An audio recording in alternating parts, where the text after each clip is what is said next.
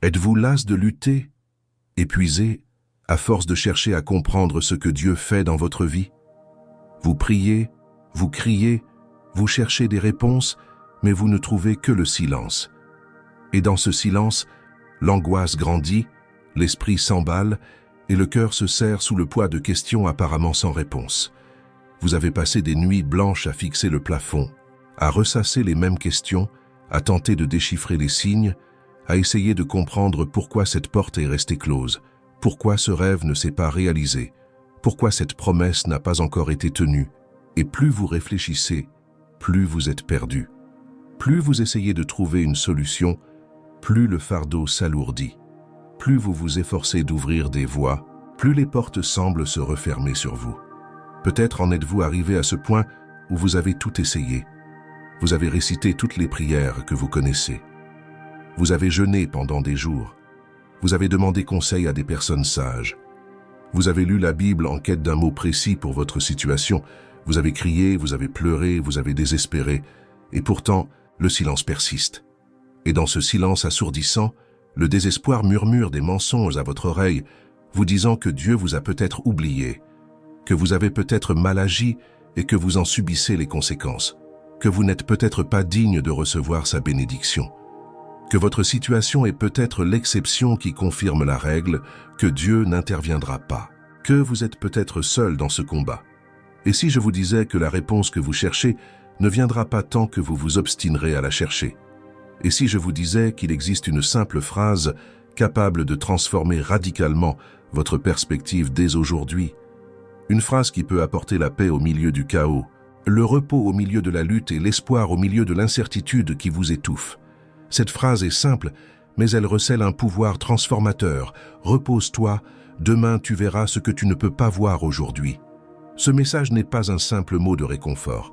Ce n'est pas un cliché religieux qui ignore votre souffrance. Ce n'est pas une phrase de motivation superficielle qui minimise votre douleur. C'est une vérité biblique profonde, ancrée dans les Écritures, éprouvée par des générations, qui peut transformer radicalement votre façon d'affronter les difficultés. Car souvent, ce dont vous avez besoin, ce n'est pas plus d'efforts, mais plus de foi. Non pas plus de réponses immédiates, mais plus de confiance en Dieu qui détient toutes les réponses. Non pas plus de stratégies humaines, mais plus d'abandon à la sagesse divine. Et aujourd'hui, en cet instant précis, je veux vous montrer profondément pourquoi se reposer en Dieu peut être l'acte de foi le plus puissant que vous puissiez accomplir. Pourquoi cesser de lutter par vos propres forces peut être le début de votre véritable victoire. Pourquoi lâcher prise sur ce besoin désespéré de tout contrôler peut être la clé de la paix que vous recherchez si ardemment et que vous ne trouvez pas. Vous savez, la façon dont Dieu agit est absolument fascinante. Il révèle rarement tout d'un coup. Il ne vous donne pas une vision d'ensemble dès le début du voyage. Il ne vous remet pas la carte complète avec tous les détails du chemin. Il n'explique pas chaque étape avant que vous ne fassiez le premier pas. Et cela peut être extrêmement frustrant, je le sais.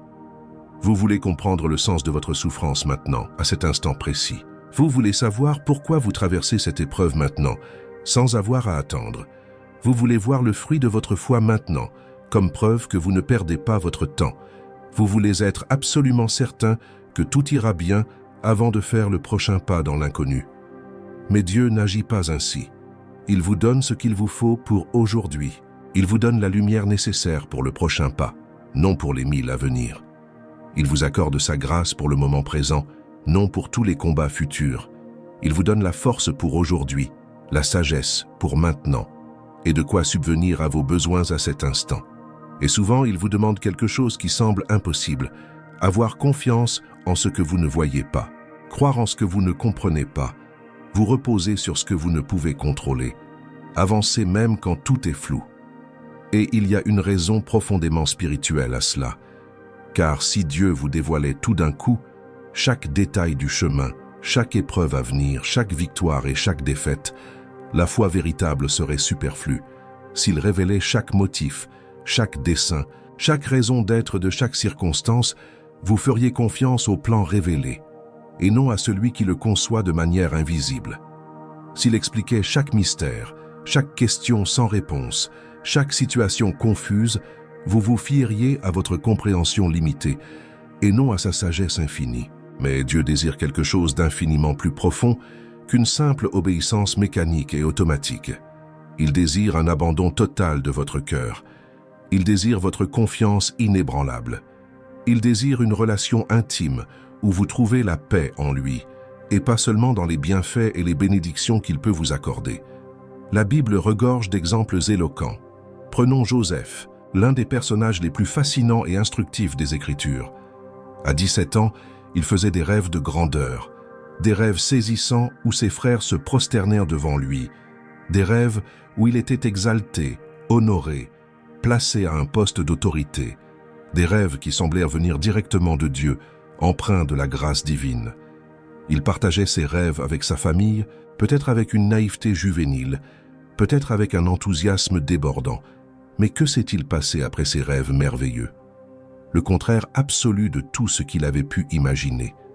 Ses propres frères, ceux qui auraient dû le protéger, rongés par une envie féroce et une haine profonde, l'ont jeté dans un puits asséché. Ils voulèrent le tuer, mettre fin à ses jours sur le champ. Mais ils ont fini par le vendre comme esclave à des marchands madianites pour quelques pièces d'argent. Imaginez la confusion totale de Joseph, traîné, enchaîné en Égypte. Mon Dieu, tu m'as donné ces rêves si clairs, tu m'as montré un avenir radieux, tu m'as parlé. Et maintenant on me vend comme une bête, comme un objet sans valeur. On m'emmène dans un pays étranger où je ne connais personne. Où sont passés mes rêves? Où est la promesse? Comment est-ce possible? Et la situation s'est considérablement aggravée avant de s'améliorer. Joseph fut acheté par Potiphar, un haut fonctionnaire du Pharaon. Et même là, dans des conditions terribles, en tant qu'esclave étranger, Joseph prospéra car Dieu était avec lui. Il était fidèle. Il travaillait avec excellence. Il conserva son intégrité au sein d'une culture étrangère. Potiphar le reconnut et le mit à la tête de toute sa maison. Il semblait que les choses s'amélioraient enfin. Il semblait que Dieu commençait à réaliser les espoirs. Mais un autre coup dur survint. La femme de Potiphar, repoussée par ses avances, accusa faussement Joseph de tentative de viol, un mensonge éhonté, une accusation sans fondement. Et Joseph, qui avait agi avec la plus grande droiture, qui avait préservé sa pureté morale, qui avait honoré Dieu dans des circonstances impossibles, fut jeté en prison. Des années de prison, des années d'oubli dans un cachot égyptien, des années où ses rêves célestes semblèrent se muer en de véritables cauchemars terrestres. Il aida les chansons du Pharaon en prison, interpréta son rêve avec une précision surnaturelle et demanda humblement qu'on se souvienne de lui à sa libération. « Souviens-toi de moi quand tu seras en paix. Parle de mon cas au Pharaon, car j'ai été enlevé du pays des Hébreux. Et ici aussi, je n'ai rien fait pour mériter d'être jeté dans ce cachot. » Mais les chansons l'oublia complètement. L'espoir s'évanouit. Le temps passa dans les ténèbres. Le silence de Dieu s'installa. Les questions restèrent sans réponse. Joseph passa de nombreuses nuits à contempler les murs de sa prison, se demandant si Dieu avait abandonné ses plans. Durant ces années sombres et solitaires, Joseph ne comprenait absolument rien au sens de tout cela. Il ne voyait pas comment cette souffrance absurde pouvait avoir une quelconque signification éternelle. Il ne comprenait pas le lien entre les rêves de grandeur que Dieu nourrissait pour lui et la brutale réalité de l'emprisonnement en Égypte.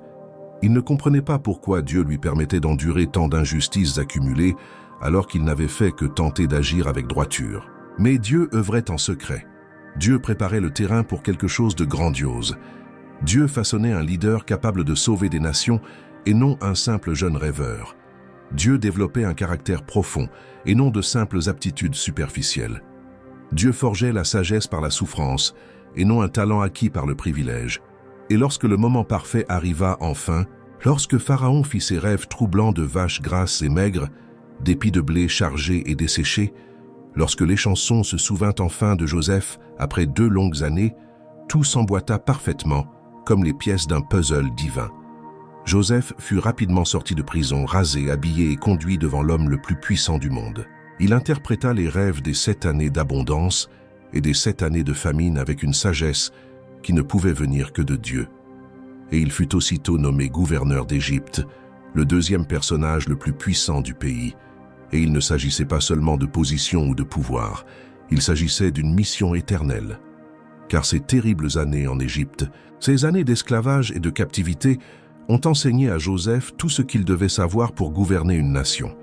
La culture égyptienne, la langue, le système administratif, la structure politique, les dynamiques sociales.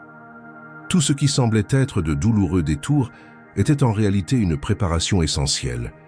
Et lorsque la famine dévastatrice s'est abattue, Joseph était exactement là où Dieu avait besoin de lui, accomplissant précisément ce pourquoi Dieu l'avait préparé. Sauver non seulement l'Égypte, mais aussi les nations voisines, y compris sa propre famille, de la destruction totale. Et lorsque ses frères arrivèrent enfin en Égypte en quête de nourriture, lorsqu'ils s'inclinèrent devant lui sans savoir qui il était, lorsque Joseph révéla son identité dans une scène absolument bouleversante, il put dire, les larmes aux yeux et le cœur rempli de pardon, « Vous aviez l'intention de me faire du mal, mais Dieu l'a transformé en bien pour accomplir ce qui se réalise aujourd'hui, sauver de nombreuses vies. » L'avenir de Joseph métamorphosa la douleur de la veille en un témoignage puissant. Il donna un sens profond aux années d'injustice et de souffrance. Il révéla que Dieu avait toujours gardé le contrôle absolu, même lorsque tout semblait hors de contrôle, et il en va de même pour vous.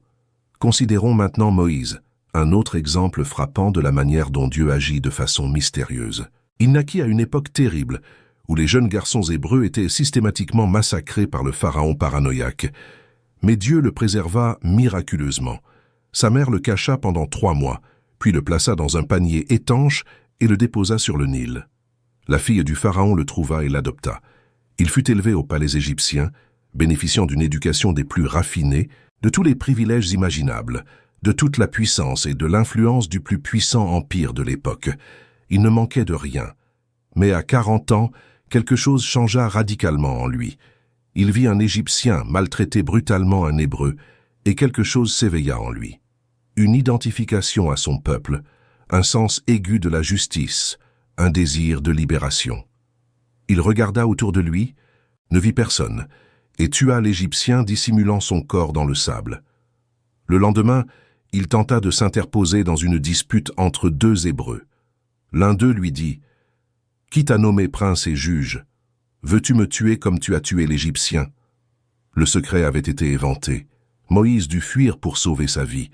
En quelques jours, il passa de prince d'Égypte à fugitif dans le désert. Du palais au berger, du pouvoir à la misère. Et là, dans le désert de Madian, loin de tout et de tous, il passa 40 longues années à garder des moutons. 40 ans. Imaginez. 40 ans loin du palais. 40 ans loin du pouvoir. 40 ans loin de tout ce qu'il connaissait. 40 ans loin de toute possibilité de libérer son peuple, ce que son cœur désirait ardemment. Il a dû se demander à maintes reprises si Dieu l'avait complètement oublié. Il a dû repenser à ses années au palais et se dire qu'il avait gâché la plus belle occasion de sa vie. Il a dû se demander d'innombrables fois si ces longues années dans le désert avaient un dessein divin ou n'étaient que la conséquence de sa terrible erreur. Il a dû regarder ses mains vieillies, calleuses à force de manier le bâton de berger, son corps épuisé, ses cheveux grisonnants, et penser qu'il était trop tard, qu'il était trop vieux, que l'occasion était à jamais perdue. Mais Dieu accomplissait une œuvre profonde dans ce désert. Il formait un véritable libérateur, non un révolutionnaire impulsif. Il préparait un chef humble, non un prince orgueilleux. Il brisait l'orgueil et la confiance en soi du prince égyptien pour faire naître en son serviteur l'humilité absolue et la totale dépendance. Dieu enseignait à Moïse des leçons essentielles sur la dépendance divine, sur la patience dans l'adversité, sur la confiance quand tout semble absurde. Car comment guider un peuple rebelle, obstiné et plaintif à travers le désert pendant 40 ans, sans avoir soi-même tiré les leçons douloureuses et formatrices de cette traversée? Et lorsque le moment parfait arriva enfin, alors que Moïse avait 80 ans et pensait sans doute que sa vie était définitivement terminée, que le dernier chapitre était écrit, Dieu lui apparut dans le buisson ardent. Vision impossible. Un buisson en feu mais non consumé. Dieu l'appela par son nom. Dieu le chargea de la plus grande mission de libération de l'histoire antique. Et Moïse, celui qui 40 ans plus tôt était sûr de lui, impulsif, persuadé de pouvoir tout résoudre par ses propres forces, était désormais si brisé et humble qu'il demanda « Qui suis-je pour aller trouver Pharaon et faire sortir d'Égypte les enfants d'Israël ?» Les 40 années éprouvantes passées dans le désert avaient accompli leur œuvre de transformation. Et Moïse était enfin prêt. Non par sa propre force, mais par la force de Dieu. Non par sa sagesse limitée, mais par la sagesse infinie de Dieu. Non pas dans la précipitation, mais au moment parfait choisi par Dieu. Ou encore, considérons David, un troisième exemple éloquent.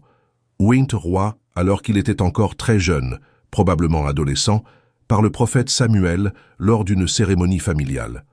Devant ses frères stupéfaits, l'huile sainte et sacrée fut versée sur sa tête.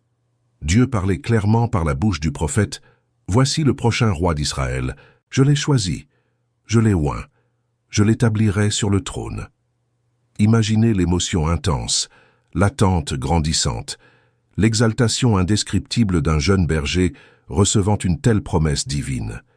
Mais que s'est-il passé immédiatement après cette puissante onction? Absolument rien. Rien n'a changé extérieurement. Rien n'a changé visiblement.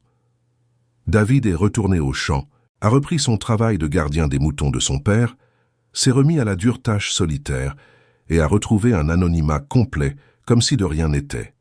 Puis, lorsqu'il a tué le géant Goliath lors de l'un des épisodes les plus célèbres de la Bible, lorsqu'il est devenu instantanément un héros national adulé, lorsque les femmes ont chanté « Saül a tué ses milliers », mais David ses dizaines de milliers, lorsqu'il a commencé à servir au palais royal auprès du roi, les choses ont enfin semblé se diriger vers l'accomplissement visible de la promesse divine. Mais le roi Saül, rongé par une envie féroce et une profonde insécurité, se lança à sa poursuite sans relâche. David passa des années à fuir pour sauver sa vie, des années à se cacher dans des grottes humides, des années à vivre comme un fugitif sans abri, des années à diriger un groupe d'hommes désespérés, endettés et mécontents. Dieu lui avait clairement promis d'être roi, mais il vivait comme un criminel traqué. Il avait reçu l'onction divine, mais il n'avait aucun trône. Il savait précisément ce que Dieu avait prophétiquement annoncé concernant son avenir glorieux, mais son présent était fait de peur constante, d'incertitudes paralysantes et d'une persécution injuste et interminable. Durant ces jours difficiles et sombres, ces longues années passées dans le désert aride, il composa de profonds psaumes de lamentation, d'angoisse existentielle et de questionnements sincères. « Jusqu'à quand, Seigneur? M'as-tu oublié pour toujours? Jusqu'à quand me cacheras-tu ton visage ?» Il déversait son âme devant Dieu sans filtre religieux, mais il écrivit aussi, à la même époque, de magnifiques psaumes de confiance inébranlable, d'espoir tenace, d'une foi qui refuse de mourir. « L'Éternel est mon berger, je ne manquerai de rien. Quand je marche dans la vallée de l'ombre de la mort, je ne crains aucun mal, car tu es avec moi. » C'était un combat quotidien et constant entre ce qu'il voyait de ses yeux et ce que Dieu lui avait promis miraculeusement. Il y eut des moments cruciaux où David aurait facilement pu forcer l'accomplissement de la promesse divine. À 2 reprises, Saül pénétra dans la grotte même où David se cachait avec ses hommes. À 2 reprises, David eut l'occasion idéale, facile et certaine, de tuer Saül et de s'emparer immédiatement du trône. Ses hommes l'y encourageaient même vivement. « C'est aujourd'hui que Dieu a livré ton ennemi entre tes mains. Fais ce qui te semble bon. » Mais David refusa catégoriquement à chaque fois. Il refusa de forcer le cours des choses. Il refusa de prendre de ses propres mains ce que Dieu avait promis de donner en son temps. Il se contenta de découper discrètement un morceau du manteau de Saül pour prouver qu'il aurait pu le tuer, et regretta ensuite profondément même ce geste, car David avait compris une chose absolument essentielle que beaucoup d'entre nous peinent encore à apprendre. Ce que Dieu promet solennellement, Dieu l'accomplit fidèlement. Et Dieu n'a besoin ni de notre aide illicite, ni de nos méthodes douteuses, ni de nos stratégies malhonnêtes pour que cela se réalise. Lorsque nous essayons de forcer l'accomplissement des promesses de Dieu à notre manière, à notre rythme, avec nos propres méthodes, nous pouvons certes obtenir quelque chose qui y ressemble, mais ce ne sera pas la bénédiction complète que Dieu avait prévue. Et lorsque Saül mourut enfin au combat, lorsque le moment parfait choisi par Dieu arriva enfin, lorsque toutes les pièces du puzzle furent en place, David devint roi. D'abord de Juda, puis de tout Israël. Mais il n'était pas un roi comme les autres. C'était un roi absolument exceptionnel, profondément marqué par le désert, qu'un roi qui avait appris, au prix de grandes souffrances, à s'en remettre à Dieu. un roi qui avait développé une profonde intimité avec Dieu durant les années difficiles de persécution. Un roi qui connaissait personnellement la douleur, la perte, l'injustice, et qui, de ce fait, pouvait régner avec une compassion authentique et une sagesse pratique. Toute cette expérience brutale dans le désert, toute cette persécution totalement injuste, toute cette attente douloureuse et apparemment interminable forgèrent le type de dirigeant dont Israël avait désespérément besoin. Son avenir glorieux donnait un sens parfait au présent confus qu'il ne comprenait pas. Les années difficiles passées dans les grottes préparèrent parfaitement cet homme au palais royal. Percevez-vous le schéma clair et cohérent qui se dégage de ces trois exemples éloquents? Dieu œuvre toujours avec puissance, même lorsque vous ne voyez absolument rien se produire. Il prépare toujours méticuleusement, même lorsque vous ne comprenez pas le processus mystérieux. Il tisse toujours votre histoire avec une maîtrise divine, même lorsque tout semble s'effondrer. Mais il y a un point crucial que vous devez profondément comprendre et intégrer. Tout ne se révèle pas dans la tempête. De nombreuses bénédictions extraordinaires se forment avec soin dans le monde invisible. De nombreux miracles surnaturels se préparent en coulisses, dans le domaine divin où vous ne pouvez pas voir. De nombreuses réponses complexes se construisent dans des dimensions spirituelles inaccessibles à vos cinq sens. Vous traversez peut-être aujourd'hui la période la plus déroutante, douloureuse et incompréhensible de votre vie. Une période où rien n'a le moindre sens. Une période où Dieu semble totalement distant et silencieux. Une période où vos prières les plus sincères semblent se heurter au plafond et rester sans réponse. Une période où vous vous sentez complètement abandonné. Mais laissez-moi vous dire quelque chose qui peut transformer votre perspective aujourd'hui. Demain, avec le recul du temps, lorsque vous aurez une vision d'ensemble, lorsque vous verrez clairement comment Dieu a magistralement agencé chaque pièce du puzzle complexe de votre vie, vous comprendrez enfin pourquoi vous deviez traverser précisément cette épreuve. Vous comprendrez pourquoi cette porte s'est fermée alors que vous étiez absolument certain d'avoir trouvé la bonne. Vous comprendrez pourquoi cette relation importante a pris fin après y avoir investi tant d'énergie et de temps. Vous comprendrez pourquoi cet emploi prometteur n'a pas abouti, alors qu'il semblait être l'opportunité idéale. Vous comprendrez pourquoi cette épreuve était nécessaire, alors que vous souhaitiez simplement qu'elle se termine rapidement. Vous comprendrez pourquoi Dieu a dit non, alors que vous désiriez ardemment un oui. Vous comprendrez pourquoi Dieu vous a fait attendre, alors que vous attendiez une réponse immédiate. Et vous remercierez Dieu sincèrement, non pas nécessairement pour la douleur elle-même, mais profondément pour ce qu'elle a produit en vous. Non pas pour la perte dévastatrice, mais pour le gain spirituel qu'elle vous a apporté. Non pas pour l'attente insoutenable, mais pour le caractère profond qui s'est forgé durant cette période. Vous remercierez Dieu de ne pas vous avoir donné exactement ce que vous désiriez, au moment où vous le désiriez, car il vous préservait avec amour pour quelque chose d'infiniment meilleur que tout ce que vous pouviez imaginer. Car il vous protégeait fidèlement d'un danger invisible à votre vision limitée. Car il vous préparait patiemment à une merveille que votre esprit limité ne pouvait concevoir. Car il vous aime trop pour vous offrir moins que le meilleur qu'il a préparé pour vous. La question cruciale est la suivante. Comment vivre de manière productive en attendant ce lendemain promis? Comment faire face sainement à un présent que l'on ne comprend tout simplement pas? Comment réagir de manière constructive lorsque les réponses claires se font rares et que le silence de Dieu semble assourdissant? Comment garder la foi vivante quand tout autour de nous crie d'abandonner? Comment continuer à avoir une confiance inébranlable quand tout semble indiquer que Dieu n'entend pas nos supplications désespérées?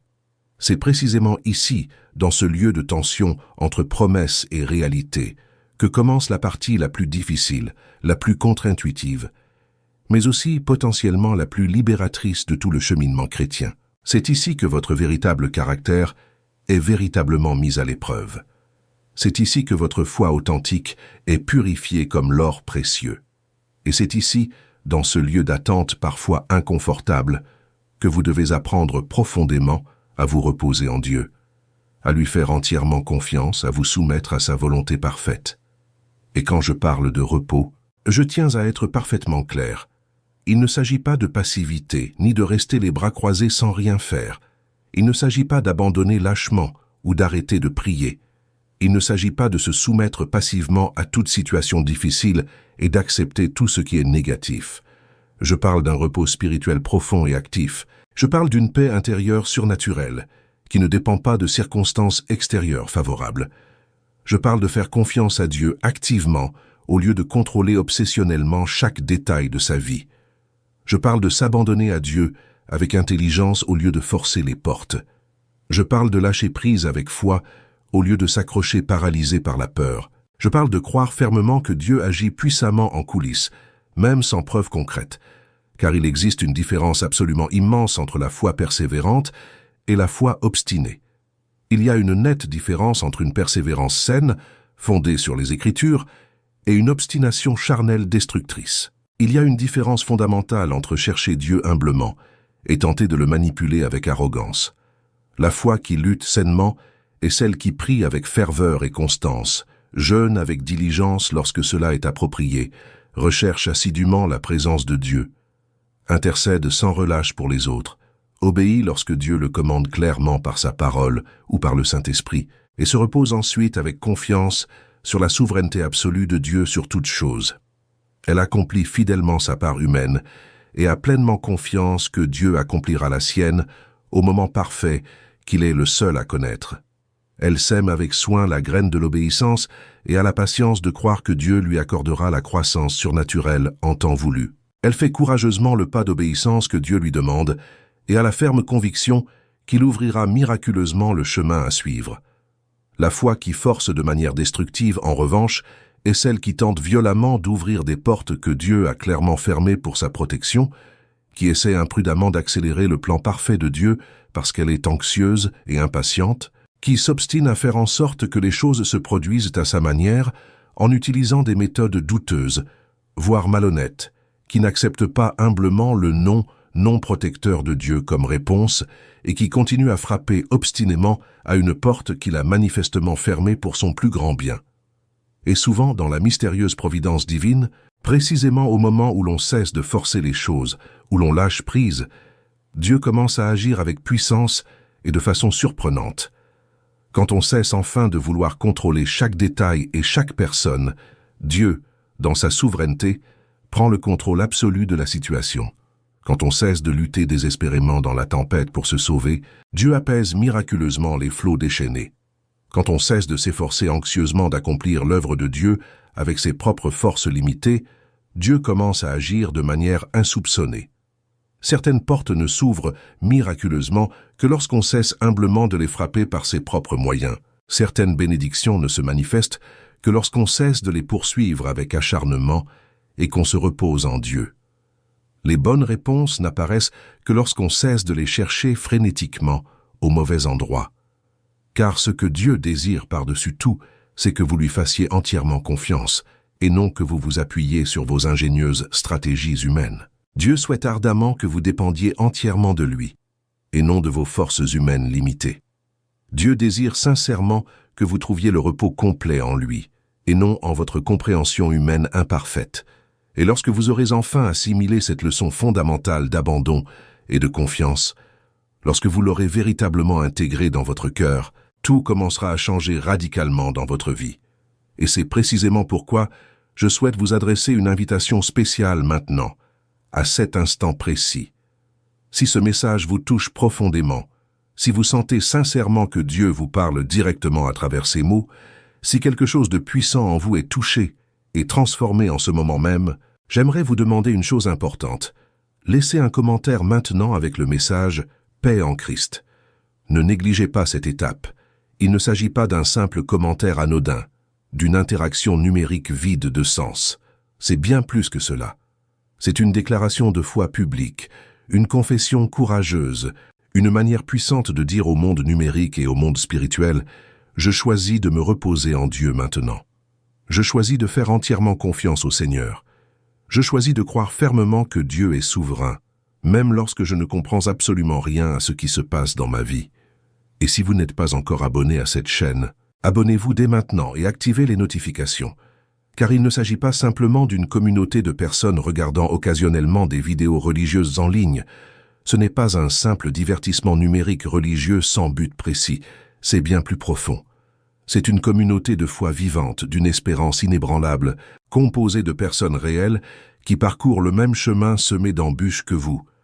Des personnes qui apprennent courageusement à trouver la paix en Dieu, même au cœur des tempêtes les plus violentes. Des personnes qui choisissent de faire confiance malgré leur incompréhension. Des personnes qui se soutiennent et s'encouragent mutuellement sur ce difficile chemin de foi. Et s'il vous plaît, aimez cette vidéo maintenant. Non pas pour la vidéo elle-même, ni pour moi personnellement, mais comme un acte de foi puissant, une manière prophétique de déclarer « Je crois que demain sera radicalement différent d'aujourd'hui. Je crois que Dieu œuvre puissamment en coulisses en ce moment même.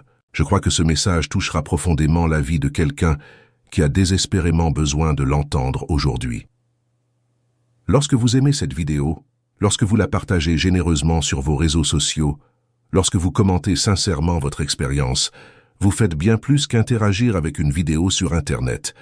Vous semez l'espoir chez les personnes désespérées. Vous apportez la véritable lumière divine à ceux qui sont plongés dans les ténèbres. Vous êtes un instrument actif de Dieu pour atteindre des cœurs brisés qui ont besoin de guérison. Vous participez à l'œuvre puissante de Dieu dans la vie de personnes que vous ne connaissez même pas personnellement, mais que Dieu connaît intimement et aime profondément. Peut-être que quelqu'un est au bord du désespoir en ce moment même, et votre simple partage de cette vidéo pourrait être précisément ce que Dieu utilise pour atteindre cette personne au bon moment et la sauver. Permettez-moi de vous dire quelque chose qui peut sembler contradictoire, voire étrange au premier abord, mais c'est l'une des vérités les plus libératrices, transformatrices et puissantes de toute la Bible. Vous n'avez pas besoin de tout comprendre pour dormir en paix. Relisez cela lentement. Laissez cette vérité profonde pénétrer votre cœur blessé. Vous n'avez pas besoin de tout comprendre pour dormir paisiblement cette nuit. Vous n'avez pas besoin d'avoir toutes les réponses à toutes les questions pour connaître une paix surnaturelle. Vous n'avez pas besoin de résoudre tous les problèmes complexes de votre vie pour trouver un véritable repos. Vous n'avez pas besoin de voir le chemin illuminé du début à la fin pour avancer avec confiance dans l'obscurité. Vous n'avez pas besoin d'être absolument certain de la fin de votre vie pour avoir une confiance totale en celui qui, dans sa souveraineté, écrit l'histoire de votre existence. Car la paix véritable et durable ne provient pas d'une vie parfaitement résolue. La paix authentique et profonde naît d'une confiance absolue en celui qui œuvre en coulisses. La paix durable ne s'acquiert pas par la compréhension totale du plan complexe de Dieu. La paix véritable découle d'une confiance totale dans le souverain planificateur. Une paix inébranlable, que rien ne peut ébranler, ne provient pas d'une volonté obsessionnelle de contrôler un avenir incertain. La paix surnaturelle, qui surpasse toute intelligence, provient d'une confiance totale en celui qui maîtrise parfaitement l'avenir, du début à la fin.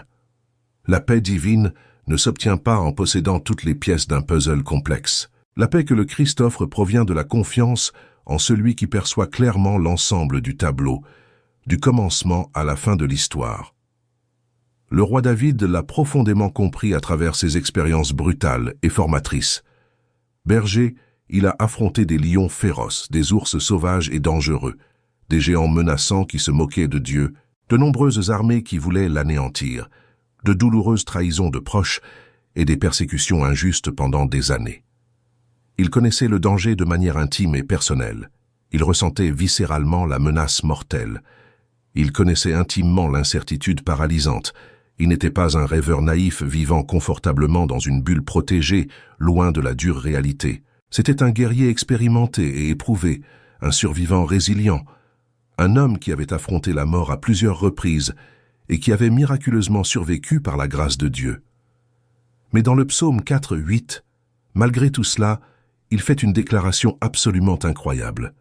Une déclaration qui défie complètement toute logique humaine normale. En paix je me coucherai et je dormirai. Car toi seul, Seigneur, tu me fais demeurer en sécurité. Saisissez-vous toute la profondeur de sa confession? Comprenez-vous vraiment la portée de cette déclaration de foi? Il affirme clairement que malgré les graves problèmes qui l'entourent, malgré les ennemis dangereux qui cherchent à le tuer, malgré les incertitudes menaçantes qui planent sur lui, malgré les menaces réelles et concrètes qui pèsent sur sa vie, il a pu dormir en paix. Pourquoi? Comment est-ce humainement possible? Comment y parvenir? Parce qu'il avait une confiance absolue et sans réserve en Dieu. Parce qu'il savait, au plus profond de son âme, que Dieu est souverain sur toutes choses, parce qu'il comprenait profondément, par expérience, que beaucoup de choses ne relèvent que de Dieu, et que veiller toute la nuit à s'inquiéter ne changera rien à la situation. Au contraire, cela risque même d'aggraver les choses, en altérant son discernement et sa force, car lorsque l'on ne se repose pas suffisamment, on ne pense pas clairement. Lorsque l'on est épuisé physiquement et émotionnellement, on prend inévitablement de mauvaises décisions, impulsives. Lorsque l'on est complètement vidé de soucis, on n'a tout simplement plus la force ni l'énergie nécessaires pour affronter efficacement les défis du lendemain. Dieu le sait parfaitement, car il vous a créé. Il comprend profondément vos limites humaines. Il comprend pleinement votre fragilité. Il sait que vous avez besoin de repos régulier. Et c'est précisément pourquoi, avec amour, comme un père aimant, il vous invite chaque soir à vous reposer en lui. Non pas parce que les problèmes ne sont pas réels ou graves, ils sont bien réels, mais parce qu'il est infiniment plus grand que tous ces problèmes réunis. Non pas parce que la situation n'est pas véritablement difficile et complexe, elle est extrêmement difficile, mais parce qu'il est immensément plus grand, plus sage et plus puissant que n'importe quelle situation impossible. Non pas parce qu'il n'y a pas de raison légitime de s'inquiéter de certaines choses, mais parce qu'il prend fidèlement soin de ce que vous ne pouvez absolument pas contrôler, quels que soient vos efforts. Considérez l'image profondément instructive d'une graine semée dans la terre sombre. C'est une illustration extrêmement simple, que même les enfants comprennent, et pourtant d'une puissance spirituelle immense, porteuse d'une vérité transformatrice. Lorsque la graine est soigneusement placée dans un sol fertile, lorsque ce minuscule grain est enfoui dans la terre sombre et humide, il disparaît complètement de notre vue. Il est entièrement recouvert par la terre, totalement caché du monde, absolument invisible à l'œil nu, apparemment perdu à jamais dans l'oubli. Si vous ignoriez ce qui se passe mystérieusement sous la terre, si vous n'aviez pas la connaissance scientifique du processus naturel de germination établi par Dieu lors de la création, vous pourriez facilement penser que la graine est morte inutilement. Vous pourriez logiquement penser qu'elle a été gaspillée, jetée sans raison. Vous pourriez raisonnablement penser que c'était une terrible erreur de l'enterrer là. Vous pourriez conclure hâtivement que rien de productif n'en sortira, que tout cela n'aura servi à rien, que du temps et des ressources gaspillées. Mais sous cette terre obscure, dans un lieu secret et protégé, inaccessible à l'œil humain, quelque chose d'absolument incroyable, un véritable miracle, se produit en silence. La graine subit une transformation radicale et fondamentale. Elle s'ouvre, brisant sa coque protectrice qui la maintenait intacte. Des racines délicates mais étonnamment robustes se forment lentement, s'étendant avec soin dans toutes les directions, cherchant avec diligence les nutriments essentiels du sol et la stabilité nécessaire à sa croissance future. Une vie extraordinaire et abondante naît mystérieusement, là où ne semblait régner que la mort absolue et définitive.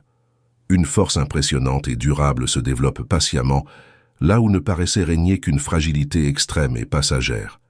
Et bientôt, au moment parfait voulu par Dieu, lorsque le processus intérieur crucial sera achevé et la semence mûre, lorsque la structure nécessaire sera pleinement formée, ce qui semblait une mort définitive se transformera miraculeusement en une vie vibrante et abondante. Ce qui paraissait une fin tragique et irréversible se métamorphosera glorieusement en un commencement nouveau, puissant et prometteur. Ce qui semblait une perte irréversible et dévastatrice se transformera de façon surprenante en un fruit abondant, nutritif et délicieux qui nourrira de nombreuses personnes autour de nous.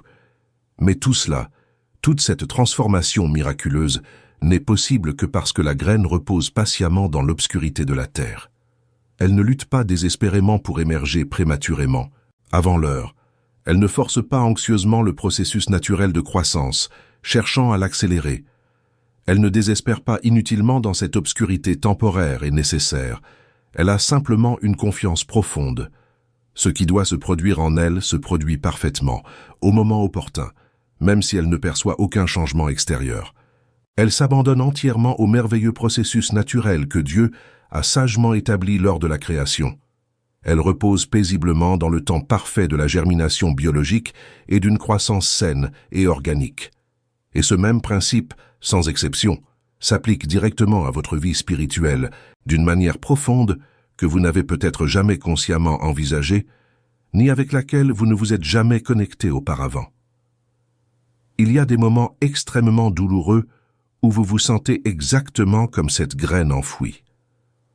Enfouie profondément dans une obscurité suffocante et oppressante, complètement cachée aux yeux de tous, totalement oubliée par le monde qui vous appréciait autrefois, lourdement recouverte par des circonstances difficiles et dévastatrices, invisible, méconnue de tous, apparemment totalement improductive et sans valeur. Vous regardez autour de vous avec des yeux douloureux et voyez d'autres personnes s'épanouir visiblement dans leur carrière, porter abondamment des fruits dans leur ministère, être publiquement reconnus pour leurs réalisations et leurs talents. Et vous vous demandez avec une frustration et une amertume croissante, pourquoi suis-je encore ici dans cette horrible obscurité? Pourquoi suis-je encore coincé dans cette situation douloureuse et immuable? Pourquoi rien de visible, rien de concret ne se passe-t-il dans ma vie alors que les autres prospèrent? Mais laissez-moi vous dire quelque chose de profondément puissant, quelque chose qui peut transformer radicalement votre perspective aujourd'hui. Dieu œuvre activement et intensément en vous, au-delà des apparences. Avec une attention infinie, il prépare méticuleusement des racines profondes et solides qui soutiendront ce qu'il a prévu pour votre avenir. Des racines solides, un caractère pieux à l'image du Christ. Des racines profondes, une foi authentique éprouvée par l'épreuve. Des racines fortes, une dépendance totale et absolue envers lui. Des racines inébranlables, une intégrité à toute épreuve. Des racines d'humilité qui reconnaissent votre besoin de Dieu. Des racines de patience qui savent attendre.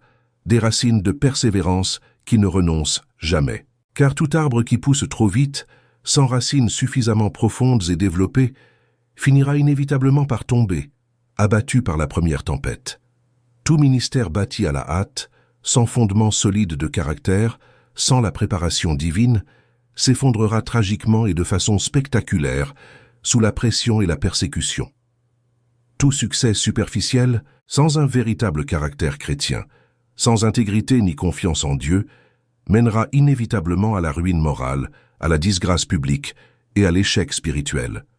Dieu s'intéresse infiniment plus à développer patiemment et avec soin ses racines invisibles mais essentielles, qu'à exhiber prématurément et hâtivement ses fruits visibles mais éphémères. À présent, penchons-nous sur l'un des moments les plus impressionnants, instructifs et révélateurs de la vie de Jésus, qui illustre parfaitement le pouvoir surnaturel du repos au cœur d'une violente tempête. Marc 4 relate avec force détail l'histoire émouvante de Jésus et de ses 12 disciples traversant la mer de Galilée en barque. C'était la fin d'une longue journée exténuante. Jésus était épuisé d'avoir enseigné pendant des heures à de grandes foules, guéri d'innombrables malades venus de partout, chassé des démons et répondu aux demandes incessantes de ceux qui l'entouraient. Aussi, d'un ton calme, il dit à ses disciples, « Passons sur l'autre rive du lac. » Ils montèrent docilement dans la barque. Jésus, épuisé mais serein, alla à l'arrière, posa sa tête sur un petit coussin de cuir et s'endormit profondément. Pendant ce temps, les disciples expérimentés ramaient avec force et habileté, guidant la barque sur les eaux calmes et paisibles. Tout était tranquille, tout était parfaitement sous contrôle. La nuit était paisible et le ciel dégagé, mais soudain, sans le moindre avertissement, une violente tempête surgit de nulle part. La mer de Galilée est géologiquement et historiquement célèbre pour ses tempêtes soudaines, inattendues, et d'une violence extrême qui apparaissent sans prévenir. D'énormes vagues se mirent à s'abattre violemment sur l'embarcation, avec une force croissante et terrifiante. L'eau froide et tumultueuse commença à s'engouffrer rapidement dans le bateau, remplissant dangereusement le fond et menaçant de le faire couler à tout instant. Le vent d'une violence inouïe hurlait de façon terrifiante, tirant sur les voiles avec force, rendant toute navigation impossible. Les disciples, dont beaucoup étaient des pêcheurs très expérimentés, qui connaissaient cette mer capricieuse comme leur poche, qui avaient navigué sur ces eaux traîtresses presque toute leur vie, paniquèrent complètement. Terrifiés, ils étaient convaincus qu'ils allaient se noyer. Ils voyaient clairement le bateau couler peu à peu. Ils ressentaient viscéralement la force dévastatrice de la tempête. Épris d'une terreur absolue, ils se criaient dessus, essayant désespérément de sauver l'embarcation. Et où était Jésus, leur maître, pendant tout ce temps? Où était le rabbin qu'ils suivaient, toujours profondément endormi, paisiblement, tranquillement, reposant en paix, sans le moindre souci, tandis que la violente tempête faisait rage dehors avec une fureur croissante, que les vagues gigantesques s'écrasaient sans pitié contre la barque, que celle-ci tanguait violemment, que l'eau froide s'engouffrait toujours plus profondément. Jésus était dans une paix parfaite et absolue à l'intérieur de la barque. Comment est-ce humainement possible? Comment peut-on dormir dans une telle tempête? Comment peut-on trouver la paix quand tout s'écroule littéralement autour de soi? Comment peut-on se reposer si profondément quand le danger est si réel, si présent, si menaçant? La réponse est simple en théorie, mais profondément transformatrice dans sa mise en pratique. Jésus savait avec une certitude absolue qui détenait le pouvoir souverain. Il savait que le Père Céleste veillait avec amour sur chaque détail. Il savait que cette tempête déchaînée, aussi violente et menaçante qu'elle paraisse, aussi dangereuse qu'elle puisse paraître aux yeux des hommes, ne déterminait pas son destin, ne contrôlait pas son avenir. Il savait qu'il accomplissait fidèlement le dessein éternel du Père et que rien, absolument rien, ni tempête, ni vent, ni vague, ne pouvait l'empêcher de mener à bien sa mission jusqu'à ce que ce dessein soit pleinement accompli en son temps. Aussi il se reposa en toute confiance, sans la moindre réserve, sans la moindre crainte, sans la moindre anxiété, car sa confiance inébranlable dans le Père était absolue, parfaite, incontestable. Lorsque les disciples, terrifiés, le réveillèrent enfin en urgence, trempé jusqu'aux os, tremblant de froid et de peur, complètement effrayés par la situation, criant désespérément par-dessus le vacarme assourdissant de la tempête. « Maître, Maître, cela ne te fait rien que nous nous noyions. Nous allons tous nous noyer. » Jésus se leva calmement, et avec un calme surnaturel qui contrastait de façon saisissante avec la panique absolue qui les entourait, avec une autorité divine impressionnante, il réprimanda simplement le vent déchaîné, disant d'une voix impérieuse « Silence, calme-toi » et à la mer déchaînée, il ordonna « Calme-toi, tais-toi » et aussitôt, non pas progressivement en quelques minutes, mais instantanément, miraculeusement, un grand calme s'installa. Le vent cessa complètement, comme s'il avait été éteint. Les vagues déchaînées s'apaisèrent instantanément. La violente tempête cessa entièrement. La mer devint plate et lisse comme un miroir. Le silence soudain était presque assourdissant. Alors Jésus, leur maître, posa une question pénétrante dont l'écho résonne à travers les siècles. Une question qui résonne encore fortement en chacun de nous aujourd'hui. Une question qui met le cœur à nu. Pourquoi êtes-vous si timide et si craintif? N'avez-vous toujours pas la foi? Où est votre foi? Comprenez-vous la profondeur des paroles de Jésus? Saisissez-vous la leçon fondamentale qu'il enseignait aux disciples et à nous?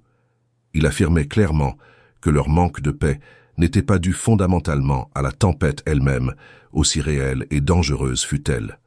Il était profondément dû à un manque de foi authentique dans leur cœur. Leur angoisse paralysante n'était pas due au danger objectif et potentiellement fatal de la situation. Elle était due au fait qu'ils ne croyaient pas véritablement, profondément, que Dieu était souverain, même au cœur de la tempête. Jésus était physiquement présent dans la barque avec eux, le Fils de Dieu en chair et en os, mais ils agissaient comme s'ils étaient totalement seuls et abandonnés. Le Créateur de l'univers était présent, mais ils ont vécu ces moments terrifiants, comme si Dieu était totalement absent, distant, indifférent à leur sort. Et cette même question lancinante résonne en vous aujourd'hui, en moi, en chaque enfant de Dieu confronté aux tempêtes dévastatrices de la vie. Pourquoi êtes-vous si anxieux et troublé? Pourquoi ne trouvez-vous pas le repos en Dieu? Pourquoi ne dormez-vous pas en paix? Pourquoi luttez-vous si vainement? Ce n'est pas fondamentalement parce que vos problèmes sont objectivement importants et graves. C'est parce que votre foi en Dieu a besoin de grandir et de mûrir. Ce n'est pas parce que la tempête que vous affrontez est violente et destructrice. C'est parce que vous n'avez pas encore pleinement compris, pas profondément intégré, que Jésus est à vos côtés dans la barque de votre vie. Ce n'est pas parce que le danger auquel vous êtes confrontés n'est pas réel et menaçant. C'est parce que vous avez momentanément oublié qui est réel, puissant et présent avec vous au cœur du danger. Si Jésus est dans votre barque, s'il est véritablement présent dans votre vie par le Saint-Esprit, s'il règne en maître absolu sur toute chose, alors vous pouvez et devez vous reposer en toute confiance. Vous pouvez dormir dans une paix profonde. Vous pouvez avoir la paix de Dieu qui surpasse toute intelligence. Vous pouvez avoir une confiance totale, sans réserve, car la violente tempête peut rugir fort et menaçant, mais elle n'a aucun pouvoir de vous détruire si Dieu est avec vous. Les vagues gigantesques peuvent s'abattre avec force et à répétition, mais elles ne peuvent vous engloutir si Dieu vous soutient. Le vent impétueux peut souffler de toutes ses forces, mais il ne peut vous vaincre, il ne peut vous abattre, si Dieu est votre rocher et votre refuge. Car celui qui est avec vous, le Dieu Tout-Puissant, Créateur du ciel et de la terre, est infiniment, indiciblement plus grand que tout ce qui est contre vous. Romains 8, 31 pose la question avec assurance. Si Dieu est pour nous, qui sera contre nous? La réponse évidente et implicite est « qui que ce soit, aussi puissant qu'il puisse paraître, il ne peut prévaloir contre les enfants de Dieu. » Je sais pertinemment, je comprends parfaitement que certains d'entre vous pensent en ce moment même. Mais vous ne comprenez pas ma situation particulière. Vous ne savez pas exactement ce que je traverse. Vous ignorez les détails complexes de cette épreuve. Vous n'avez pas vécu ma douleur. Vous n'avez pas affronté mes difficultés. Ma situation est différente, plus difficile, plus complexe. Et vous avez tout à fait raison. Je ne connais vraiment pas les détails. Chaque personne ici a une histoire unique, des circonstances particulières, des souffrances individuelles que personne d'autre ne peut pleinement comprendre. Mais voici la merveilleuse et réconfortante vérité. Dieu sait tout. Il connaît chaque détail. Il connaît chaque larme versée en secret. Il voit chaque épreuve que vous affrontez seul. Il comprend chaque peur qui vous paralyse. Il connaît chaque déception qui vous a brisé. Il voit chaque nuit blanche passée à vous inquiéter. Et il se soucie profondément de vous. Il n'est pas un Dieu distant et indifférent. Il est un Père aimant qui se soucie de chaque aspect de votre vie. Et il ne vous demande pas irrationnellement de faire semblant que tout va bien alors que ce n'est manifestement pas le cas. Il ne vous demande pas insensément d'afficher un bonheur factice et de nier complètement la douloureuse réalité. Il ne vous demande pas cruellement d'ignorer les problèmes réels et graves auxquels vous êtes confrontés quotidiennement. Il ne vous demande pas d'être irréaliste, faux ou malhonnête quant à votre situation. Il vous demande autre chose, quelque chose de plus profond, la fidélité. Il vous demande avec douceur de croire qu'il peut accomplir surnaturellement ce que vous ne pouvez humainement pas. Il vous demande avec amour de trouver la paix pendant qu'il œuvre puissamment en coulisses. Il vous demande tendrement de lâcher prise sur ce que vous ne pouvez contrôler d'aucune manière, car il existe dans votre vie des choses que seul Dieu peut résoudre pleinement. Il existe des portes que seul Dieu peut ouvrir miraculeusement. Il existe des cœurs endurcis que seul Dieu peut transformer radicalement. Il existe des situations désespérées que seul Dieu peut renverser miraculeusement. Il existe des combats spirituels que seul Dieu peut remporter définitivement. Et plus vous essayez d'accomplir l'œuvre de Dieu avec vos propres forces limitées, plus vous tentez de vous prendre pour Dieu en assumant des responsabilités qui ne sont pas les vôtres, plus vous vous sentez frustré et épuisé. Plus vous vous efforcez de contrôler l'incontrôlable, plus vous devenez anxieux et perturbé. Plus vous tentez désespérément de comprendre l'incompréhensible avec votre esprit limité, plus vous êtes confus et désorienté. Plus vous luttez en vain, plus vous vous lassez sans parvenir à rien de productif. Mais lorsque vous trouvez enfin le repos en Dieu, lorsque vous lâchez prise, lorsque vous lui faites entièrement confiance, lorsque vous vous abandonnez à sa volonté parfaite, quelque chose d'absolument surnaturel et merveilleux se produit dans le domaine spirituel. Dieu commence à agir avec puissance, d'une manière que vous n'auriez jamais imaginée. Dieu agit d'une façon qui défie toute logique humaine. Dieu œuvre dans des dimensions spirituelles que vos sens limités ne peuvent ni voir ni comprendre. Exode 14. 14 proclame une vérité révolutionnaire et transformatrice pour ceux qui la comprennent. L'Éternel combattra pour vous. Vous, reposez-vous et voyez le salut de l'Éternel. Avez-vous lu attentivement ce passage? L'avez-vous bien assimilé? Il vous suffira de rester immobile. Il n'est nullement dit « Vous devez lutter désespérément avec toutes vos forces limitées ». Il n'est pas dit « Vous devez désespérer complètement et faire n'importe quoi ». Il n'est pas dit « Vous devez tout résoudre par vous-même, sans aide ». Il est simplement dit, clairement, « Vous devez rester immobile, avoir confiance et laisser Dieu agir de façon miraculeuse. Car il y a des batailles que l'on gagne dans un silence confiant et une humble soumission, et non dans des cris désespérés. Il y a des victoires éclatantes qui naissent d'une confiance inébranlable, et non d'efforts frénétiques. Il y a des miracles extraordinaires qui se produisent lorsque l'on cesse complètement d'essayer de faire les choses par ses propres forces, et que l'on laisse humblement Dieu accomplir l'impossible. Le contexte historique de ce verset poignant est absolument fascinant et instructif. Le peuple d'Israël tout entier était pris au piège, désespérément, sans aucune issue. L'immense mer Rouge, apparemment infranchissable, se dressait devant eux, un obstacle naturel qui semblait impossible à franchir. La nombreuse et puissante armée égyptienne, assoiffée de vengeance et déterminée à les anéantir, les poursuivait, approchant rapidement avec ses chevaux et ses chars. De part et d'autre, de hautes montagnes escarpées étaient impossibles à escalader, surtout avec des enfants, des personnes âgées et des animaux. Aucune issue visible, aucune voie d'évacuation logique, aucune solution humaine envisageable, et ils furent pris de panique. Ils se mirent à se plaindre amèrement à Moïse. « N'y avait-il pas assez de tombes en Égypte pour que tu nous fasses mourir misérablement dans le désert? Qu'as-tu fait de nous en nous faisant sortir d'Égypte ?» Ils commencèrent à remettre en question Dieu, l'autorité de Moïse, tout ce qui s'était passé. Ils commencèrent à penser désespérément qu'ils allaient mourir là, dans le désert, que toute cette merveilleuse promesse de libération n'était qu'un cruel mensonge, qu'il aurait été infiniment préférable de rester esclaves en Égypte que de mourir libres mais morts dans le désert. Une peur paralysante les consuma entièrement. Un désespoir absolu les submergea. Leur foi s'était évaporée face à l'impossible. Mais Dieu, par l'intermédiaire de son serviteur Moïse, prononça ces paroles puissantes et réconfortantes. « N'ayez pas peur, tenez bon et restez calme, n'ayez pas peur, je combattrai pour vous, j'ouvrirai un chemin. Regardez de vos propres yeux et voyez le salut merveilleux que j'apporterai aujourd'hui. » Et que se passa-t-il ensuite? Dieu n'ouvrit pas seulement une étroite voie de passage, il fendit littéralement la mer, séparant les eaux de façon miraculeuse. Il ne créa pas seulement un chemin étroit et périlleux, il ouvrit une route assez large pour que des millions de personnes puissent passer confortablement avec leurs animaux et leurs biens. Il ne les sauva pas seulement du danger, il anéantit complètement leurs ennemis à leurs trousses, engloutissant toute l'armée de Pharaon. Il transforma l'impossible en possible. Il créa miraculeusement un chemin là où il n'y en avait absolument aucun. Mais ils ne virent ce miracle extraordinaire se produire. Ils ne vécurent cette délivrance surnaturelle que lorsqu'ils cessèrent de désespérer inutilement et commencèrent à faire humblement confiance à Dieu.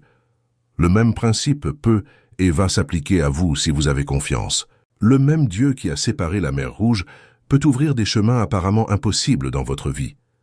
Peut-être vous sentez-vous complètement piégé, en ce moment, sans aucune issue. Peut-être avez-vous examiné votre situation sous tous les angles et n'y voyez-vous aucune solution logique, aucune solution humaine. Peut-être êtes-vous cerné de toutes parts par des problèmes gigantesques, des montagnes insurmontables, des mers impossibles à traverser. Peut-être que toutes les portes que vous avez tenté d'ouvrir se sont refermées devant vous. Mais Dieu vous dit aujourd'hui, à travers ce message précis, restez calme et confiant. Je me battrai pour vous. J'ouvrirai une voie surnaturelle là où il n'y a absolument aucune voie naturelle. Je ferai ce qui est totalement impossible pour vous, mais parfaitement possible pour moi. Mais vous devez cesser de désespérer inutilement. Vous devez cesser d'essayer de tout résoudre seul, par vos propres forces. Vous devez avoir confiance en moi et me laisser agir avec puissance. Je souhaite m'adresser maintenant directement, personnellement, à celles et ceux qui sont profondément épuisés. Et quand je dis épuisé, je ne parle pas seulement de la fatigue physique normale après une journée de travail. Je parle d'une lassitude bien plus profonde, la lassitude de l'âme. Lassitude émotionnelle à force d'essayer sans cesse.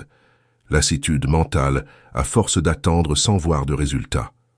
Lassitude spirituelle à force de croire malgré tout. Vous êtes épuisé de prier sans cesse, sans obtenir de réponse claire. Las de faire confiance aveuglément sans voir de résultats visibles. Las d'attendre patiemment sans voir l'accomplissement promis. las de croire alors que tout vous pousse à abandonner. Et il y a en vous une voix intérieure, subtile et trompeuse, qui insiste. Abandonne. Cela ne vaut pas la peine de continuer. Ce que tu attends n'arrivera jamais. Dieu t'a complètement oublié, tu perds ton temps. Mais je veux vous dire quelque chose d'essentiel, quelque chose qui peut tout changer. Une profonde lassitude n'est pas forcément un signe de faiblesse spirituelle. La lassitude est avant tout un signe d'humanité. Et Dieu ne méprise, ne rejette ni ne condamne votre lassitude sincère. En réalité, votre lassitude est une invitation divine. C'est une invitation pleine d'amour à cesser définitivement de vouloir tout faire avec vos forces limitées et à enfin trouver le repos dans la force infinie de Dieu.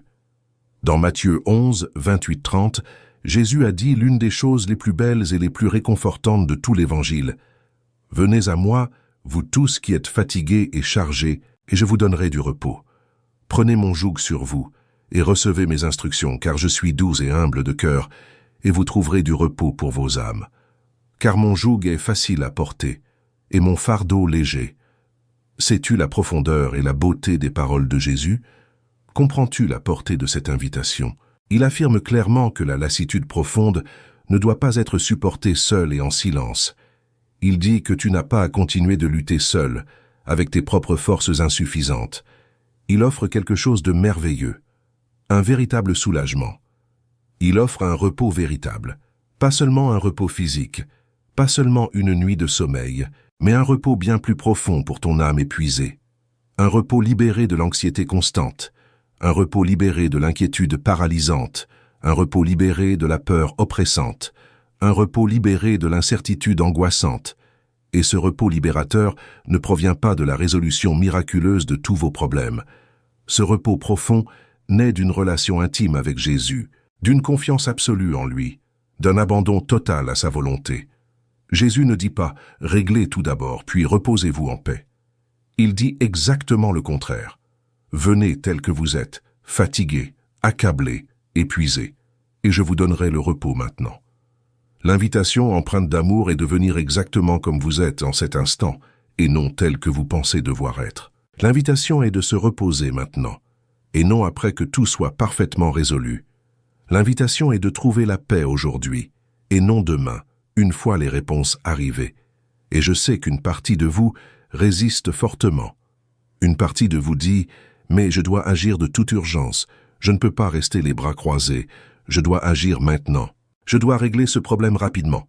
Je dois tout arranger. » Et je le comprends parfaitement, mais écoutez attentivement ce que Jésus dit. Il ne vous dit pas de ne rien faire du tout. Il vous dit de tout faire avec lui, et non seul. Prenez mon joug sur vous. Un joug est cette barre de bois qui relie deux bœufs pour labourer ensemble dans un champ. Jésus dit « travaillons ensemble, marchons ensemble, portons ensemble, mais laissez-moi porter le fardeau le plus lourd. Laissez-moi vous guider. Laissez-moi faire la partie difficile que vous ne pouvez pas faire. » Et lorsque vous faites cela, lorsque vous travaillez en étroite collaboration avec Jésus, au lieu de travailler seul et isolé, le lourd fardeau devient étonnamment léger. Le joug qui semblait insupportable devient facile. Le chemin impossible devient possible. Parce que vous ne portez plus désespérément tout seul. Tu as Jésus à tes côtés qui te porte, te guide, te fortifie, te soutient. Alors, si vous êtes profondément lasse aujourd'hui, acceptez sincèrement l'invitation aimante de Jésus. Venez à lui tel que vous êtes. N'essayez pas de vous réparer d'abord. N'essayez pas de vous fortifier d'abord. N'essayez pas de tout résoudre d'abord. Venez lasse, venez brisé, venez épuisé, venez faible, venez désespéré, et laissez Jésus vous donner le profond repos dont vous avez si désespérément besoin. Laissez Jésus vous donner la paix surnaturelle que vous recherchez si désespérément. Laissez Jésus vous donner la force divine que vous ne possédez plus naturellement. Car lorsque vous vous reposez véritablement en lui, lorsque vous vous abandonnez complètement à lui, lorsque vous lui faites une confiance absolue et sans réserve, vous découvrez une merveille. Il attendait cela avec impatience depuis toujours. Il attendait patiemment que vous cessiez de lutter par vos propres forces et que vous commenciez à vous fier à sa force. Il attendait avec amour que vous cessiez de vouloir tout contrôler et que vous commenciez à vous reposer en lui. Il attendait que vous veniez à lui tel que vous êtes, sans masque, Et maintenant que vous êtes venu, maintenant que vous vous êtes abandonné à lui, il peut enfin vous donner ce dont vous avez vraiment besoin. Il peut vous donner un repos réparateur. Il peut vous donner une paix qui surpasse toute compréhension. Il peut vous redonner un espoir. Non pas parce que vous l'avez mérité par vos efforts, mais parce qu'il vous aime inconditionnellement. Non pas parce que vous êtes fort, mais parce qu'il est infiniment fort pour vous. Non pas parce que vous avez la solution à tout, mais parce qu'il est en train de tout résoudre pour vous, en secret. Et tandis que vous vous reposez en toute confiance aujourd'hui, tandis que vous dormez paisiblement cette nuit, tandis que vous fermez les yeux et vous abandonnez entièrement à Dieu, sachez avec une certitude absolue qu'il est à l'œuvre. Dieu ne dort jamais. Dieu ne se repose pas car il n'en a pas besoin. Dieu ne s'arrête jamais. Le psaume 121, 3, 4 déclare avec force « Il ne permettra pas que ton pied chancelle. Celui qui te garde ne sommeille point. Voici, celui qui garde Israël ne sommeille ni ne dort. » Pendant que vous vous reposez, Dieu travaille sans relâche. Pendant que vous dormez paisiblement, Dieu agit avec puissance. Pendant que vous avez une confiance paisible, Dieu agit de façon surnaturelle. Et demain, à votre réveil renouvelé, tout ne sera peut-être pas encore parfaitement résolu. Vous n'aurez peut-être pas encore toutes les réponses, mais vous aurez quelque chose de précieux, la paix intérieure. Vous aurez retrouvé des forces, vous aurez retrouvé l'espoir, parce que vous vous serez reposé en Dieu, parce que vous aurez eu confiance en Dieu, parce que vous vous serez abandonné à Dieu. Et c'est la merveilleuse promesse que Dieu vous fait aujourd'hui. Reposez-vous en toute confiance. Demain, vous verrez clairement ce que vous ne pouvez pas voir aujourd'hui. Il est donc temps pour vous de faire un choix crucial. Vous pouvez continuer à tout porter seul, avec vos forces limitées. Vous pouvez continuer à lutter désespérément, malgré votre insuffisance. Vous pouvez continuer à sacrifier votre précieux sommeil, votre paix intérieure, la joie de vivre, en essayant obstinément de contrôler ce qui vous échappe. Ou vous pouvez faire autrement. Vous pouvez choisir sereinement de vous reposer. Vous pouvez humblement choisir de faire confiance. Vous pouvez choisir volontairement de vous abandonner. Et lorsque vous faites ce choix libérateur, lorsque vous prenez cette décision courageuse, lorsque vous faites ce pas de foi, tout commence peu à peu à changer. Non pas parce que vos problèmes disparaissent comme par magie, mais parce que vous ne les portez plus seuls et en vain. Non pas parce que les réponses arrivent immédiatement, mais parce que vous avez confiance qu'elles arriveront au moment parfait voulu par Dieu. Non pas parce que la tempête se calme instantanément, mais parce que vous ressentez une paix surnaturelle au cœur même de la tempête. Et cette paix, cette confiance inébranlable, ce profond repos, ne proviennent pas de circonstances favorables. Ils viennent directement de Dieu. Ils proviennent de la certitude que Dieu est souverain. Ils proviennent de la conviction que Dieu est toujours fidèle. Ils proviennent de la confiance que Dieu agit puissamment, même lorsque vous n'en voyez aucune preuve. Alors, aujourd'hui, maintenant, je vous invite à prier avec moi. Pas une prière longue et compliquée, pas une prière religieuse et formelle, juste une prière simple et sincère, venant d'un cœur brisé. Une prière d'abandon total, une prière de confiance absolue, une prière de véritable paix. Fermez les yeux un instant, respirez profondément et lentement, et dites avec moi, du plus profond de votre cœur, « Seigneur Jésus, je suis épuisé. J'ai tellement essayé de tout faire seul. J'ai tellement lutté par mes propres forces. J'ai porté un fardeau inutile. Et je n'en peux plus. Alors aujourd'hui, je choisis consciemment de me reposer en toi. Je choisis de te faire entièrement confiance. Je choisis de m'abandonner totalement à toi. Je ne comprends pas tout ce qui se passe dans ma vie. Je ne vois pas clairement le chemin à suivre. Je n'ai pas toutes les réponses que je souhaiterais. Mais je sais une chose avec certitude. Tu es Dieu. Je sais que tu es souverain. Je sais que tu es toujours fidèle. Alors je m'abandonne entièrement à toi maintenant. Mes plus grandes inquiétudes, mes angoisses paralysantes, mes peurs lancinantes, mes doutes persistants, je place tout entre tes mains aimantes. Et je me repose en toute confiance, sachant que tu agis puissamment. Je me repose en paix, sachant que tu veilles fidèlement sur moi. Je me repose avec espoir, sachant que demain je verrai clairement ce que je ne peux pas voir aujourd'hui. Merci Seigneur pour ta fidélité inébranlable. Merci pour paix surnaturelle. Merci pour ton amour inconditionnel. Au nom de Jésus, Amen. Et si vous avez fait cette prière sincère, Si vous vous êtes remis entièrement à Dieu maintenant, je veux vous dire quelque chose d'important. Quelque chose a profondément changé. Pas extérieurement peut-être, pas encore visiblement, mais intérieurement, assurément, spirituellement, sans aucun doute. Car lorsque vous vous abandonnez véritablement à Dieu, lorsque vous lui faites pleinement confiance, lorsque vous vous reposez entièrement en lui, il commence à agir de manières extraordinaires, inimaginables. Et demain ne sera pas comme aujourd'hui. Demain n'apportera peut-être pas toutes les réponses, mais il apportera une paix renouvelée. Demain ne résoudra peut-être pas tous les problèmes, mais il apportera un espoir retrouvé. Demain ne changera peut-être pas toutes les circonstances, mais il vous transformera profondément. Car vous vous réveillerez reposé, vous vous réveillerez renouvelé, vous vous réveillerez confiant, non pas en vous-même, mais en Dieu, non pas en vos forces limitées, mais en la force illimitée de Dieu, non pas en votre contrôle imparfait, mais en le contrôle parfait de Dieu. Et c'est là la différence fondamentale, c'est là la véritable transformation, c'est là la paix qui surpasse toute intelligence humaine. Alors, reposez-vous aujourd'hui en toute confiance. Dormez profondément cette nuit. Et ayez la certitude absolue que Dieu œuvre sans relâche pendant votre repos. Ayez confiance que Dieu agit puissamment pendant votre sommeil paisible. Ayez confiance que Dieu prépare quelque chose de si grand, de si beau, de si parfait, que lorsque vous le verrez enfin, vous comprendrez pourquoi vous deviez traverser tout cela. Vous comprendrez pourquoi l'attente était nécessaire. Vous comprendrez pourquoi l'obscurité avait un sens.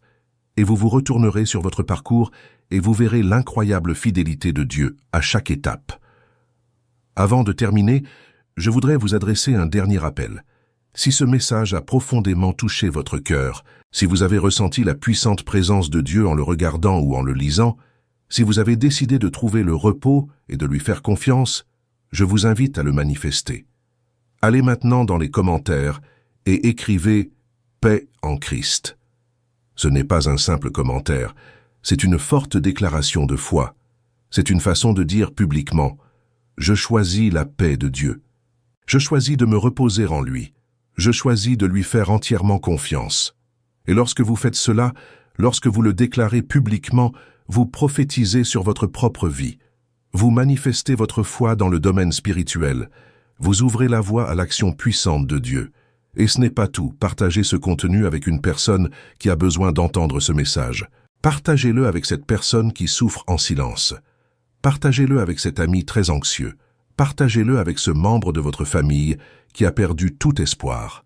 Car lorsque vous partagez généreusement, vous ne faites pas que diffuser un message religieux. Vous devenez un instrument actif de Dieu pour toucher des cœurs qui ont désespérément besoin de paix. Vous êtes une lumière dans les ténèbres. Vous êtes l'espoir dans le désespoir. Vous êtes un outil de Dieu pour transformer des vies. Et si vous n'êtes pas encore abonné à la chaîne, abonnez-vous dès maintenant. Rejoignez cette communauté de foi dynamique. Intégrez cette famille spirituelle qui apprend à trouver la paix en Dieu. Car ensemble, nous sommes bien plus forts. Ensemble, nous nous encourageons. Ensemble, nous grandissons dans la foi. Activez les notifications pour ne manquer aucun message important. Chaque semaine, nous partageons des enseignements qui fortifieront profondément votre foi, renouvelleront votre espérance et vous rappelleront sans cesse que Dieu est souverain, en tout temps. Alors, mon ami, je voudrais conclure en te partageant cette vérité transformatrice. La nuit noire n'est pas la fin de l'histoire. L'obscurité passagère n'est pas l'absence de Dieu. Un silence apparent ne signifie pas qu'il n'écoute pas attentivement. Bien au contraire. Dieu est le plus proche de nous dans les moments les plus difficiles. Dieu est le plus présent dans les heures les plus sombres. Dieu est le plus actif quand tout semble immobile. Et tandis que tu te reposes en toute confiance, tandis que tu as pleinement confiance, tandis que tu attends patiemment, Dieu œuvre puissamment. Dieu agit de façon surnaturelle. Dieu prépare méticuleusement. Et demain, vous verrez clairement ce qui vous est totalement invisible aujourd'hui. Demain, vous comprendrez profondément ce qui vous paraît absurde aujourd'hui. Demain, vous serez témoin de ce qui semble absolument impossible aujourd'hui. Car le Dieu que vous servez fidèlement est le Dieu de l'impossible. Il est le Dieu qui ouvre les mers. Il est le Dieu qui abat les murs les plus imprenables. Il est le Dieu qui ressuscite les morts. Et s'il peut faire tout cela, il peut assurément prendre soin de votre situation particulière. Il peut assurément résoudre votre problème apparemment insoluble. Il peut assurément transformer radicalement votre vie. Alors, reposez-vous en toute confiance, car demain, vous verrez clairement ce que vous ne pouvez pas voir aujourd'hui. Reposez en paix, car Dieu œuvre puissamment en coulisses. Reposez-vous avec espérance, car la paix de Dieu est accessible dès maintenant. Que le Seigneur vous bénisse abondamment, vous garde fidèlement, fasse rayonner sa face sur vous et vous donne une paix parfaite, maintenant et à jamais. Au nom de Jésus, Amen.